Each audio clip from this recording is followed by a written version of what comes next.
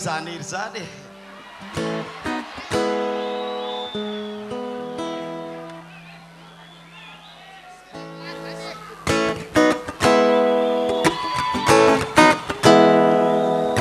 efa manakaiky la ora fa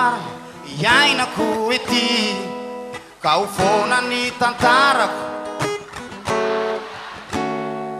de ho koziko ireo akamo sy ny havako rehetra fa mpivahiny sy mpandalony a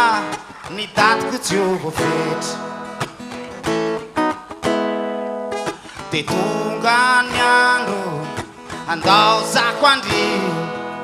isaraka aminareo aka iazo ny abakabaka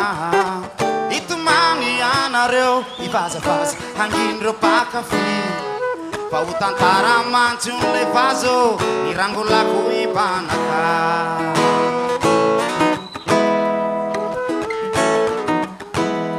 ilazao ireo aka makiarotoro azavela itomany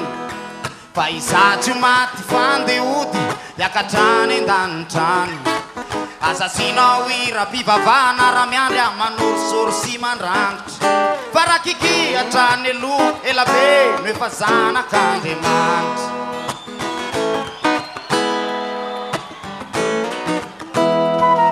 ho vasony ireo akama ny tsapiky sy ny malesy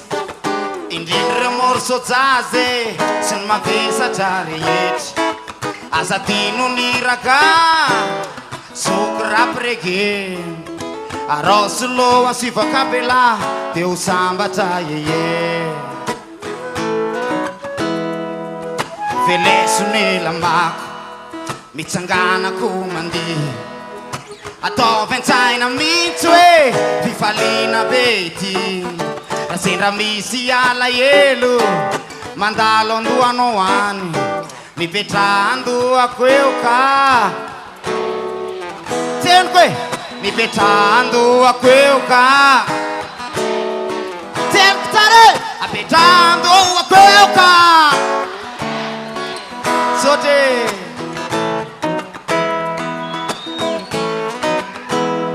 vitino tena afatra tsy biscuit hoe na bonbon sendra tsisy lamba mena mosana tsisy koa io na de chiffon fa ny fanahiko mbola ira na anekotra ro ko mengavy anao an-tanandroa ampiondano micro